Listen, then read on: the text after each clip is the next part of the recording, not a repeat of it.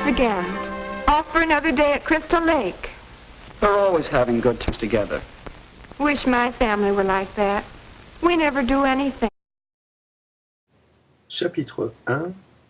La cale ou la métaphore familiale. Lire Hardy Lang, ce sera d'abord et avant toute autre chose interroger Lang dans les courants psychanalytiques, ou mieux, une traversée du texte Freud. Une telle traversée ne saurait pour autant prétendre faire appel à la lettre des écrits freudiens. Nul texte pur n'existe. L'innocence, comme toute innocence d'une telle lettre, est un mythe. La lettre est vétuste et l'esprit revêche. Freud entraîne avec lui et dans son texte un ensemble de textes auxquels il serait bon d'être attentif. Pour lire Lang, ici notre sujet, pour déceler les vicissitudes des pulsions à travers le perçant de toutes parts un texte que l'Occident aimerait considérer unique, une telle lecture, un tel repérage est urgent. Lang se place en apparence dans une sorte d'immédiateté naïve, dans une attitude de rejet. Il accuse un défaut à l'intérieur de ce qu'il suppose être la psychanalyse. Car, comme tout un chacun qui n'entend rien de l'inconscient, il a cette effronterie, il sait. Il sait et situe ce savoir avec son expérience que la psychanalyse manque la dimension essentielle de l'autre, ou plus exactement ou strictement autrui. Il accuse la psychanalyse de saisir le sujet seulement comme individu, comme une entité abstraite séparée des autres. Il accuse d'abord sa lecture de Sartre et de Heidegger. Il accuse une certaine insensibilité à Bion en insistant entre les lignes parcourues, trop vite, de Binswanger. En accusant le défaut de la psychanalyse, il situe ce qu'il ne lit plus ou pas, ce qu'il évite, à l'instar de Freud, l'inconscient. C'est tout, il lit Freud. Il ne le dépasse pas, il ne le dépassera pas, puisqu'avec lui, il oubliera avec la même précision, le même entêtement scientifique, l'inconscient. C'est d'ailleurs le sort de tout ce qui va d'abord contre, de rester en deçà de ce qu'il critique. Paradoxalement, un Lacan qui aura maintenu toute sa vie la supposée lettre de Freud aura, malgré les insistances d'orthodoxie, en bien des points, dépassé, sinon déposé Freud. Le panache lui aura seulement empêché de saisir son véritable aplomb, être Lacan. Lang ira-t-il uniquement contre? Notre lecture déplacera ce contre, cet anti, ne comptera plus sur ses spectacles, ne le contrera pas. Lang commence là où Freud poursuit la difficulté. Les autres, dans des écrits le plus souvent effleurés, négligés par les lectures psychanalytiques, Psychologie collective et analyse du moi, Totem et tabou, ce dernier ouvrage le plus souvent réduit comme thèse ethnologique, Malaise dans la civilisation, l'avenir d'une illusion. Il semble mettre de côté les écrits où Freud risque le plus de perdre la crédibilité scientifique et médicale. Les 10 essais de psychanalyse appliquée, Léonard de Vinci, le Moïse et le monothéisme. Il est de coutume pour croire à Freud de commencer par les écrits cliniques en prenant soin de ne pas entendre à côté du simple rapport, de la simple description de cas, la composition fictionnelle. Cette coutume est toute naturelle. Aux écrits cliniques, Freud maintient sa découverte, l'inconscient, dans les strictes limites du roman familial, l'ordinaire de l'institution. En prise à l'impossibilité de constituer une famille sainte à cause du sexe dégoûtant, avec le champ pathologique, Freud peut démontrer ou démonter l'existence objective et nécessaire de la famille, ne serait-ce que pour en dénoncer les seuls dysfonctionnements, la mettre en cause. Il met en scène une fiction, l'Oedipe, dans une autre qu'il feint d'oublier, le sacrifice d'Abraham. Puis Abraham étendit la main et prit le couteau, pour égorger son fils. Alors l'ange de l'Éternel l'appela des cieux et dit, Abraham, Abraham, et il répondit, me voici. L'ange dit, n'avance pas ta main sur l'enfant et ne lui fais rien, car je sais maintenant que tu crains l'impère et que tu ne m'as pas refusé ton fils, ton unique. La fable traverse l'Oedipe qui sera lu après le meurtre de l'enfant. Ce meurtre qui introduit à la famille sans amour, à la famille à l'amour violé, volé, détourné par l'impère, seul méritant l'amour parce qu'il s'y venge, y saigne, sa tribu, son peuple y élit son meurtre. Un geste est escamoté, une question n'est plus posée par Freud. Comment le fils pourrait-il aimer son père puisque celui-ci s'efface derrière l'impère qui ce dernier gomme le père réel? Nous parlons dans le christianisme en fait. Au repli du texte Freud, nous lirons donc d'abord du ressentiment. Freud repérera, répétera à l'envers la généalogie de la morale, refusera d'en faire sauter les clous, réfutera l'inconscient, le jugulera en déjouant le bien, le mal, avec de la qualité et de la quantité, le normal versus le pathologique. Il effectuera cependant ce mince mais significatif déplacement. Le pathologique n'est pas une différence de qualité, c'est une différence quantitative. En fait, c'est une question de poids du nom du Père, question de quantité, d'affect en effraction avec la force régulatrice du nom du Père. Ce qui commence, pour la vulgate freudienne, par l'éviction de la femme, son retrait. La femme, dans cette vulgate, est tellement soufflée par le nom du Père qu'elle est d'abord quelque chose comme un garçon avant d'atteindre à la féminité, c'est-à-dire la reconnaissance de sa castration. Blessure incicatrisable, le sexe de la femme, se couvrant de poils pubiens, lui permet, par mimésis, d'inventer le tissage et ainsi, toujours selon la vulgate freudienne, de prendre place au foyer, en famille. Pressons pas alors de repérer la vulgate freudienne dans la tribu juive. Ne nous laissons même pas prendre à ce charme. Freud différent parce que juif. Ce dont il est question avec Freud est de beaucoup plus complexe que l'assignation à un nom de famille d'une qualité imaginaire, dans ce cas la judéité, rien moins autre que le juif, est l'Occident même. Ni territoire, ni race, la judéité est partout, chacun de nous en Occident, en famille, à travers le christianisme. Judéité comprise à travers le christianisme, c'est le délire de chacun de croire en son un. Dieu ou tout autre signifiant se posant comme fondamental relativement à tout autre, c'est-à-dire s'imposant comme signifié, comme le bon et le seul. Pourquoi tout est plus complexe que l'histoire aimerait nous enseigner.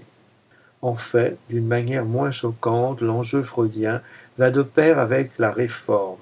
Multiplier les commentaires de la Bible, effacer le dit Nouveau Testament en évacuant l'image de la mère et donc mettre entre parenthèses au nom de décret la jouissance mystique au profit de la froideur du concept. Saisissez donc Freud avec Hobbes, le Léviathan.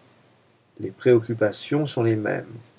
Pour la morale, lisez donc ce qui demeure des conciles et divers bulles après la réforme compénitienne, par exemple, dans un texte daté de 1908, Moralité sexuelle civilisée. Vous y serez comblé. La psychanalyse, toujours réactionnelle, tient la place du religieux dans et pour le maniement des censures. Un autre Freud peut-être d'être révolutionnaire. Ce n'est certainement pas celui qui se fait son aventure oedipienne. C'est peut-être un Freud qui se fait sphinx, une figure, un visage et un torse contradictoire. Une figure à double sens, ambiguë, sans être androgyne, moitié animal, moitié femme. Figure qui barre la route à l'autre Freud, qui ruine l'Égypte, qui la marque de plaies. Un Freud demeure corps hiéroglyphique marqué de plaies, démarqué par Hegel dans ses fables historiques.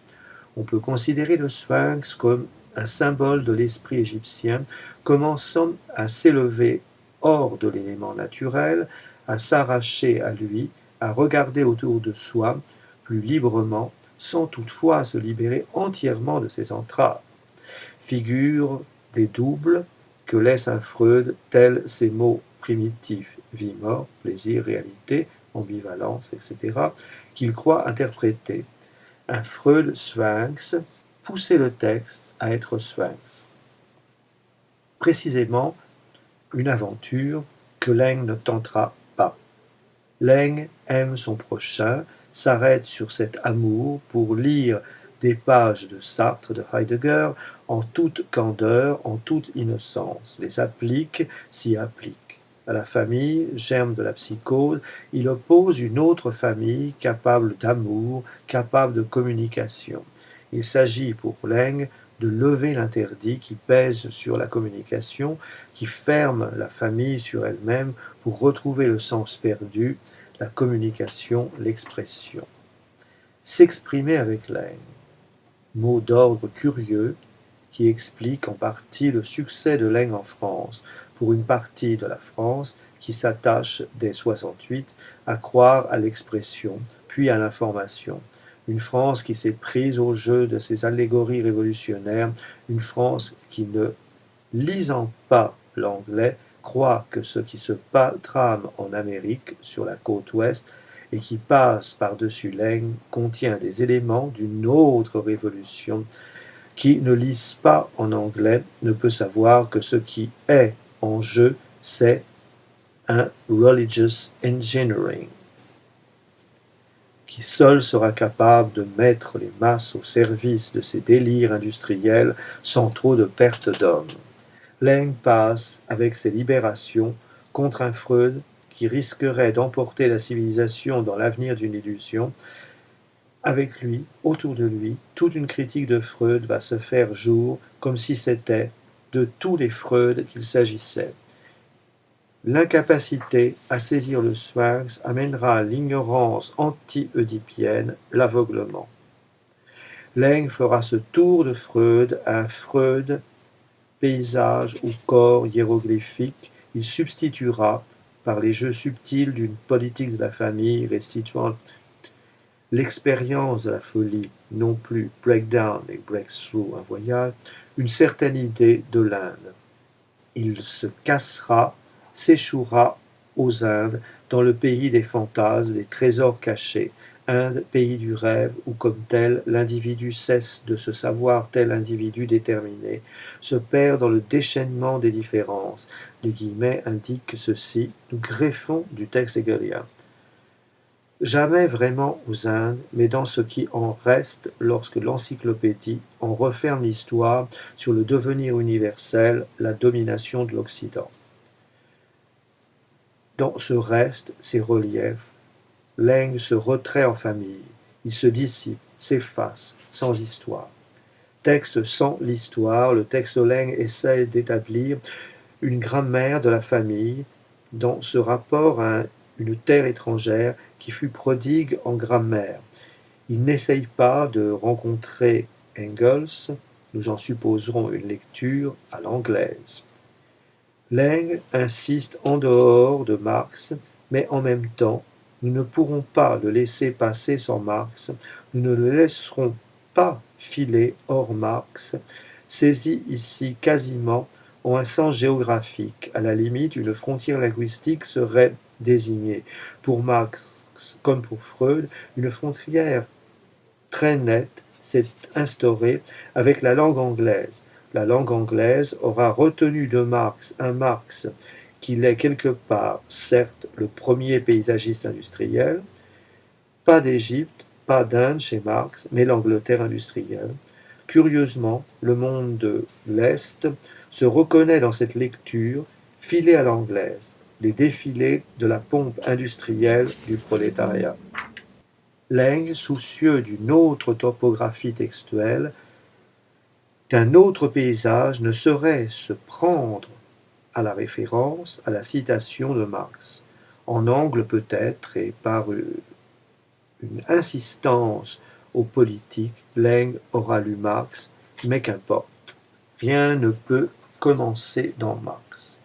C'est ce qu'on tend à oublier aujourd'hui, journalistiquement, et qui nous introduit à de graves bévues.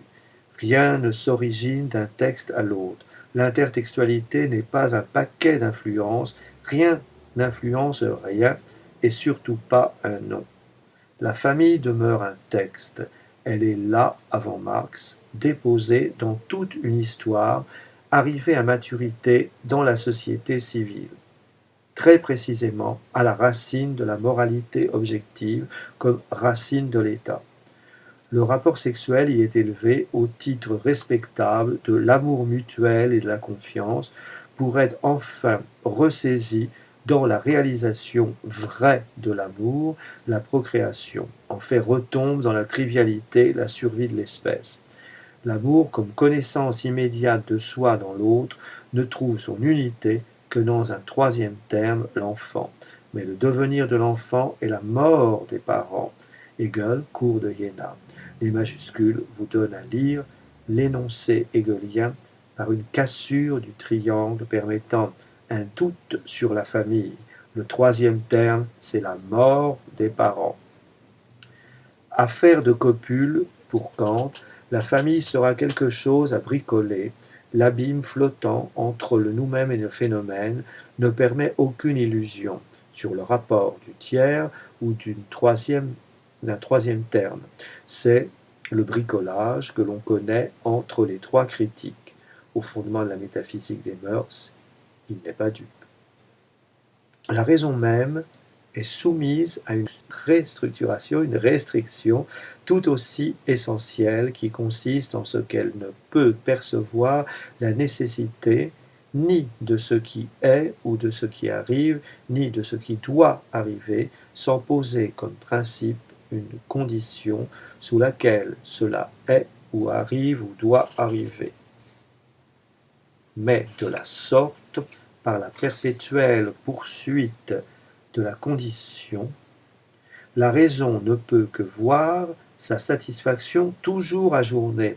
Aussi cherche-t-elle sans relâche le nécessaire inconditionné et ne se voit-elle forcée de l'admettre sans aucun moyen de se le rendre compréhensible. Trop heureuse si elle peut seulement découvrir le concept qui s'accorde avec cette supposition.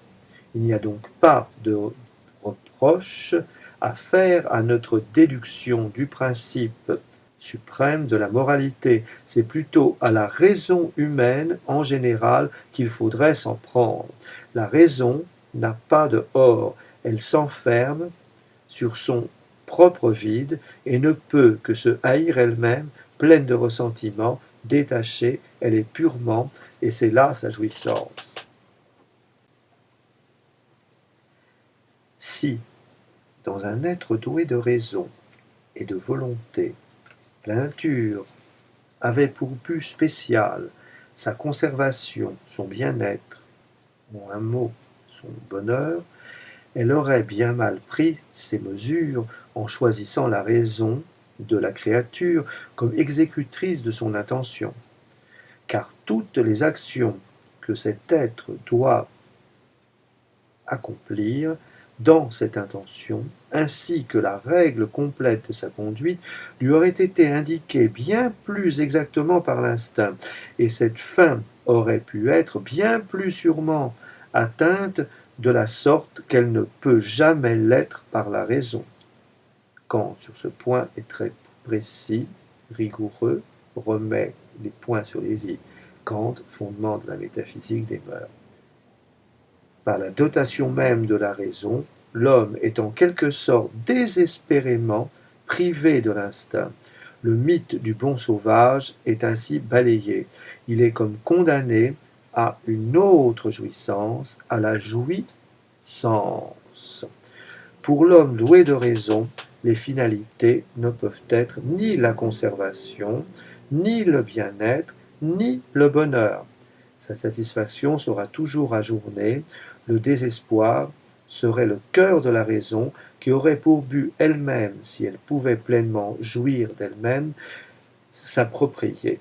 Malheureusement, la raison départage l'homme de l'animal seulement pour ouvrir la blessure symbolique, le manque, la finitude. L'instinct seul aurait suffi instantanément, mais il y a ce supplément libre qui ne complète rien, qui ouvre l'abîme, met du jeu entre le pour-soi et l'en-soi. Pour reprendre en lisant Leng les termes de Sartre qui mettent en œuvre tout le drame de la réalité humaine telle qu'elle se découvre chez Kant, malgré les désespérantes tentatives de Hegel dans sa science de la logique de concilier fini et infini.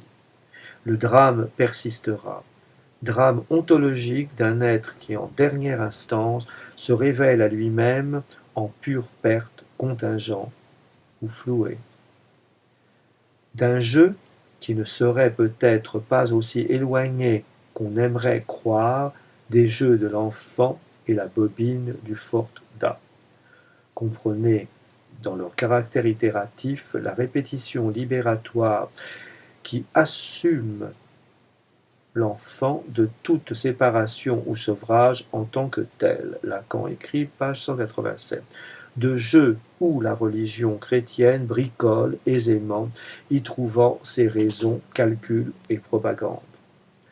Le désespoir de la raison devient aisément l'instinct, le manque, le corps, tandis qu'elle-même, comme raison, se suffit à elle-même, reste autonome.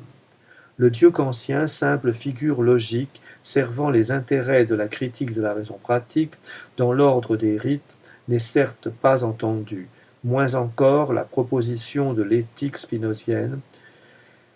Une idée qui exclut l'existence de notre corps ne peut être dans notre esprit, mais lui est contraire. Les chemins qui conduisent à la tranquillité de la famille sont manichéens. Comment pourrait-elle instaurer, inaugurer la cité de Dieu sans se dresser des ennemis, se défendre contre les paganismes qui envahissent son corps, les pulsions, les désirs, la possibilité d'effacer le désir, entamant sans cesse un glissement, de le remplacer par un autre, etc., etc. Dieu désigne la vétusté du corps et les splendeurs de l'âme.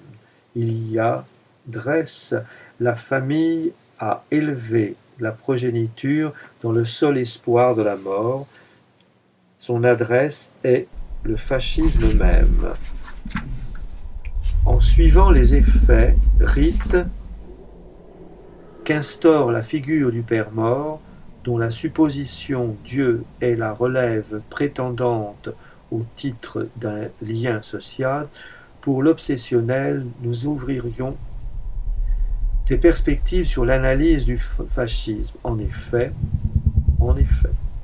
loin d'être réductible à l'extraordinaire où se complaisent avec un même raffinement les fresques cinématographiques d'époque ou contredatées et les tableaux cliniques, le fascisme est toujours commun, vulgaire, inauthentique. Phénoménologiquement, nous n'en suggérions volontiers ces traits. Moment où la réalité humaine, s'interprétant à partir du monde, captation imaginaire, rejette l'empropre de sa liberté, se saisit rituellement d'un mort, le Christ par exemple. Et le repère sur elle-même, c'est la tendance suicide, terme que Lacan, écrit page 186, utilise avec justesse à la place de pulsion de mort. La composition de la Sainte Famille en précise les tours. La paternité de Joseph est volée, littéralement, tandis que Marie est essentiellement ensemencée artificiellement, au nom du Père. Cette insémination artificielle est d'un intérêt particulier, outre qu'elle opère magiquement par le Verbe, et donc met en rapport la grossesse de Marie et le commun des grossesses nerveuses, elle est défense de la virginité par un tour incestueux. Marie désire inconsciemment un enfant de son père. En d'autres termes, si Marie avait été un homme, Son sort était bon et les évangiles étaient de l'ordre des mémoires d'un névropathe, ou dans le meilleur des cas, poésie pure. Ce que nous retiendrons de la fable, c'est une situation oppressante. Personne n'y est quelque chose à part entière, tout y est détourné au profit d'un autre. La femme ne doit pas jouir de l'acte sexuel, mais doit souffrir les douleurs de l'enfantement. Elle doit être mère avant d'être femme, elle reçoit la semence pure, hors de toute expérience. Elle est mère a priori. Ainsi accomplit-elle pleinement la mission d'une mère. Elle introduit la fille au nom du père, le fait dupe et lui interdit l'air, car désormais, introduit auprès de l'autre, il parle en son nom, il parle à la place d'un autre. Il est la citation vivante d'un texte imaginaire. Cette introduction au nom d'un autre, institution d'une parole aliénée dans l'autre, est fondamentale pour l'ordinaire du pouvoir, pour l'image qu'il soutient, pour évincer toute trace de jouissance. La jouissance en demeurera toujours invisible, soustraite dans le défilé d'une responsabilité remise à l'infini vers l'autre hiérarchique imaginaire. On notera comment, dans cet ordinaire, ne suscitant l'adhésion plénière que les discours des délégués de Dieu, de la science, du prolétariat, de la France, de la justice, ou tout simplement de Freud, de Marx ou toute autre autorité. Celui qui parle pour être cru doit parler au nom d'un autre. Le maître dit n'avoir pas la maîtrise de sa parole et l'écoute est optimale lorsque l'émetteur se présente ou se vit en simple émetteur, transi par un message qu'il n'est pas en son pouvoir de retenir, qu'il transmet à l'état brut. C'est à cette initiation que la famille excelle. Elle est là pour une autre, pour en perpétuer la mémoire, pour initier à l'amour, c'est-à-dire dans cette situation spécifique, à la démission coupable. Il s'agit d'un rachat ou rachat d'une faute qui tient à la réalité humaine, même sa liberté. Ce qu'elle réclame, c'est la gestion exclusive d'un jeu bien ou mal, sans par-delà, où la parole du Fils puisse demeurer aliénée aux voix de l'un Père. La mère s'efface, c'est de la gomme. Calais, voilà la famille sainte. Pour un Freud, cette merveille prend nom et corps, la génitalité. And more harmony. I'm certainly in favor of those things.